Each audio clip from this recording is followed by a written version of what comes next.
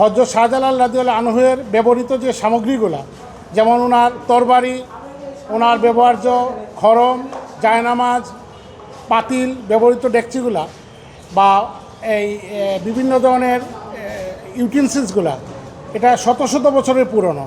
এগুলা স্ক্যাটার্ড ওয়েতে বিভিন্ন জায়গায় ছড়ানো ছিটানো ছিল, বিভিন্ন লোকের কাছে ছিল। যারা শাহজালাল সাহেবের ভক্ত, যারা মাজার জিয়ারতে যেতেন, ওনারা প্রায়শই প্রশ্ন করতেন যে শাহজালাল সাহেবের তরবারি বা খড়ম বা জায়নামাজ আমরা কীভাবে দেখব। শিয়া বাটার ও ভিটামিনে সমৃদ্ধ লিলি বিউটি সোপ, তারুণ্যময় উজ্জ্বল ত্বকের জন্য।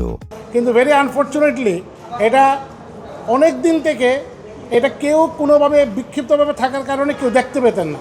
তো আমি যেহেতু শাহজালাল মাজার সংলগ্ন আমার বাসা এবং আমি ওইখানকার লোকাল ইনহেবিটেন্ট, আমি পাবলিক ইন্টারেস্ট লিটিগেশনে একটা মামলা করেছি আজকে, জনস্বার্থে মামলা।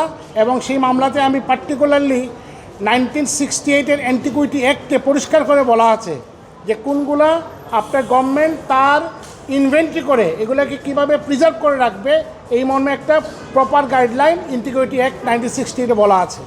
তো আমি আজকে কোর্টে এটা উপস্থাপন করেছি। মহামান্য বিচারপতি রাজিকাল জলিল এবং আনোয়ারুল ইসলাম মহোদয় একটা রুল ইস্যু করেছেন কেন শাহজালাল সাহেবের ওই ব্যবহার্য সামগ্রীগুলা যথাযথভাবে সংরক্ষণে রাখা হবে না, এবং ওইগুলা কেন প্রপারলি 1968 অ্যান্টিকুইটি অ্যাক্টের আলোকে ওইগুলাকে একটা ইনভেন্টরি করা হবে না, কেন একটা অ্যাডভাইজারি কমিটি করা হবে না, এবং একই সাথে একটা নিষেধাজ্ঞা দিয়েছেন যে সামগ্রী যে অবস্থায় রেসপন্ডেন্ট 1 to 6 যাদের কাছে এইগুলো রক্ষিত আছে, যেমন ওনার খড়ম, তরবারি, জায়নামাজ, পাতিল, বিভিন্ন জিনিস, এগুলো যেন যথাযথভাবে সংরক্ষণ থাকে এবং এইগুলো যেন কোনো অবস্থাতেই স্থানান্তরিত না হয় এবং থার্ড পার্টি কারোর কাছেই যেন এটা ট্রান্সফার না হয়, এই মর্মে একটা ইনজাংশন অর্ডার আজকে দিয়েছেন।